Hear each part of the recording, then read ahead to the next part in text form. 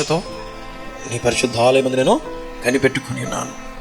ఎప్పుడు తొందరగా తెల్లవారుతుందా, ఎప్పుడు దేవుణ్ణి నేను స్తుతించాలా, ఎప్పుడు ఆయన్ని ప్రార్థించాలా అని ఆశతో దావీదు కనిపెట్టుకొని ఎప్పుడు కూడా ఉండేవాడు. రాత్రి పడుకునేటప్పుడు కూడా మంచం మీద దేవుని జ్ఞాపకం చేసుకుంటున్నాడట. హల్లెలూయా. పడుకునేటప్పుడు దేవుని ధ్యానిస్తూ ఉన్నాడు, ఉదయాన్నే లేవగానే దేవుని ధ్యానిస్తూ ఉన్నాడు. ఇంకా తన ప్రాణము ఆయన్ని అంటి వెంబడిస్తూ ఉందట. అంటే దేవునిని తన ప్రాణము అంటుకుని దేవునిని వెంబడిస్తూ ఉంది. ఎంత గొప్ప భక్తుడు, దేవుని పైన ఎంత ఆశ తృష్ణ కలిగిన ఆ వ్యక్తి. ఆయన నా ప్రాణం నీ కొరకు తృష్ణ గుణచున్నది. దేవుని పైన ఎంత ప్రేమ ఉంటే దావీదు ఇలాంటి మాటలు రాస్తాడు. నా జీవితాంతం నేను నిన్ను స్తుతిస్తాను, నీ నామమును బట్టి నా చేతులు పైకెత్తుతాను. హల్లెలూయా. దేవుని అమితముగా ప్రేమించిన గొప్ప భక్తుడు దావీదు. మనం కూడా అలాగే దేవుణ్ణి అమితముగా ప్రేమించే హృదయం మనకు కావాలి. ఈ లోకాన్ని కాదు మనం ప్రేమించాల్సింది, ఈ లోకంలో ఉన్న వాటిని కాదు, కానీ దేవుడిని అమితముగా ప్రేమించే హృదయం మనకి కావాలి.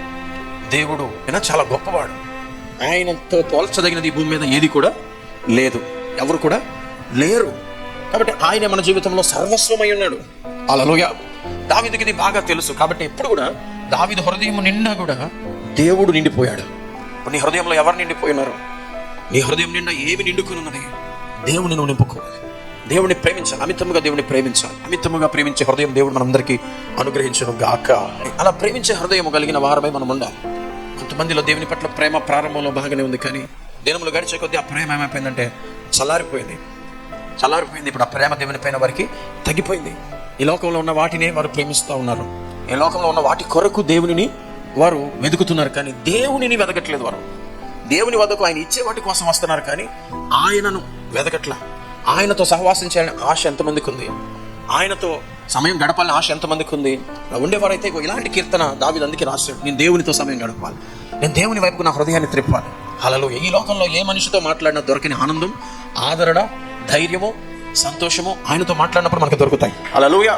ఆయనతో మాట్లాడాలి. మనం అనుకుంటాం దేవుడు చాలా దూరంగా ఉన్నాడు, మనుషులు దగ్గరగా ఉన్నారు. మనుషుల కన్నా చాలా దగ్గరగా ఉన్నవాడు దేవుడే. ఆయన ఎంత దగ్గరగా ఉన్నాడంటే ఆయన మనలో నివాసం ఉంటున్నాడు. మనం ఆయనతో కలిసిపోయాం. మన జీవితాంతం ఇప్పుడు ఆయన మనల్ని విడవడు, ఎడబాయడు. మనలో ఉన్నాడు, మనతో ఉన్నాడు. ఆయనతో మాట్లాడే సమయం నీకుందా? దేవునితో మాట్లాడే సమయం నీకుందా? దేవునితో సంభాషణ చేసే సమయం నీకుందా? దేవునితో నీ హృదయాన్ని పంచుకునే సమయం నీకుందా? మౌనముగా ఆయన సన్నిధిలో గడుపుతూ ఆయనను ధ్యానించే హృదయం నీకుందా? అటువంటి హృదయం నీకుంటే దావీదు వలె నువ్వు కూడా దేవుని ఆశీర్వదించబడతావు, ఉన్నతమైన స్థితికి చేరుకుంటావు, దేవుని చేత బలంగా వాడబడతావు, సాతానును పడగొడతావు, అనేక మంది ముందు దేవుని నామాన్ని ఘనపరిచే వ్యక్తిగా ఉంటావు.